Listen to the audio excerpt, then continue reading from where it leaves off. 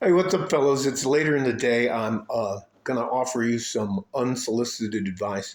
And the reason I'm doing this is my wife called me about an hour and a half ago, and I've been chewing on this for a little bit of time. My wife called me a half an hour ago and asked me, an hour and a half ago, sorry, an hour and a half, 90 minutes ago. Jeez. Anyways, and she asked me, what advice would I be willing to write down for her or send her in a text? Uh, and is there anything I would like to tell her if she wanted advice from me, what would I tell her? So I texted her about 10 things, and I also told her to take a copy of our prenuptial agreement, which was videotaped with her lawyer and my lawyer in front of each other. And I told her that if she wants to be in a relationship, and this is something I recommend for any guy that who chooses, and I know MGTOW guys, don't get mad at me, I'm just talking about relationships. These questions, the woman has to answer these questions, or whoever you decide to be in a relationship with has to answer these questions. Are you in this relationship of your own free will? Are you signing this prenuptial agreement under duress, any kind of duress whatsoever, mind, body, or spirit? Are you doing this of your own willing? Are you doing this willingly? All right. Do you understand all the provisions in this prenuptial agreement? And they're all yes or no questions. She gets a copy. I have a copy. My attorney has a copy. Her attorney has a copy, and it was all videotaped. Now, even if you're going to live with someone, there are some common law states that if you live with the woman for like 2 years, you're essentially married. So prior to me actually buying a ring, setting a date, buying her a house and a car, and all those other things that I can do for a woman. She had to sit down. I had to sit down across the table, and I listed the things I expected from her. She has to pay 50% of every bill we have. Every single bill she pays 50%. Food, water, sewage, trash pickup, the lights, electricity, the heating, the car insurance, the health insurance, all of that she pays 50% of that. That's a non-negotiable part of the deal, and it's in writing. So you can't act like, oh, you didn't tell me that. I didn't understand what I was doing. So there it is. But only after that document was signed, videotaped, and I don't know what they call it. Anyway, verified or whatever that, because both attorneys signed it. There were 4 signatures on each one of the prenups, mine, hers, and both attorneys. So hopefully I'm not overdoing this for you. And I know there is a remarkable group out there. They're called Men Go Their Own Way. They're tired of playing a rigged game, which I don't blame them at all. And I love those guys. Some of you guys in the comments are absolutely super funny. I mean, one of the comments I read this morning, I was drinking coffee. I spit out some of my coffee. I started laughing so hard. It's just, and I don't know, just there's, you know what? Here it is. There's way less women on planet Earth than there are men.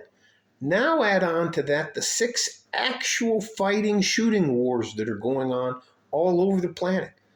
And there aren't battalions, 800 to 1,000 strong units of women over there fighting and dying. These are all men, fighting age men dying by the busload every day. So it is what it is. And again, my prenuptial agreement is because I wanted some of the additional benefits of being married to my spouse. But I had to look through about, how did I go? I think I counted it up with I think I stopped counting about 350 dates I went on. So before I found the one I was willing to deal with. And I tell you this, women, to your face, you better get the notion out of your mind that you're settling for a guy. You have way less to risk than any man does who puts you in his life. So don't get it twisted, ladies. And by the way, the next 3 to 5 years, There are going to be so many women that are aging out of the market.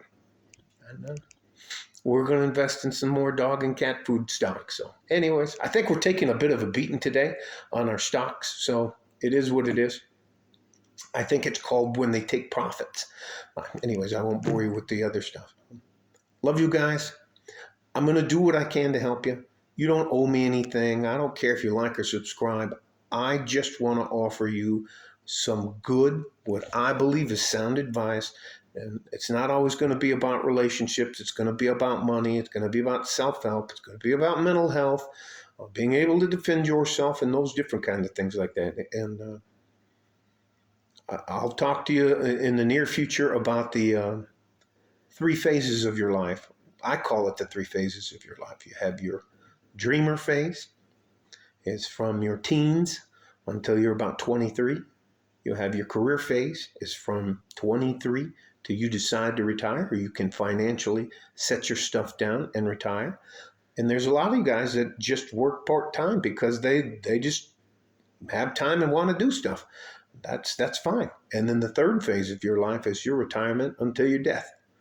And you have to prepare for, if you don't do the first 2 stages of your life, your retirement phase of your life is going to be horrific. I'm not doing that to be a dick, but you have to be realistic about how much time you have.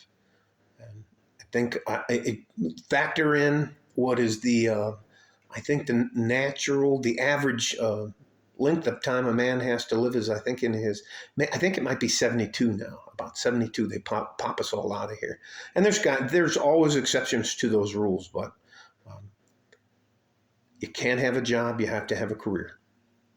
You have to have a dreamer phase, but at some point in time, you have to have a rite of passage where you're no longer to make childish decisions.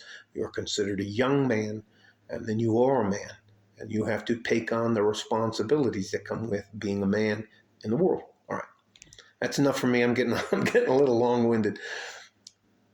Like a fart in a G-string from West Texas, El Paso. I'm out of here. Bye-bye.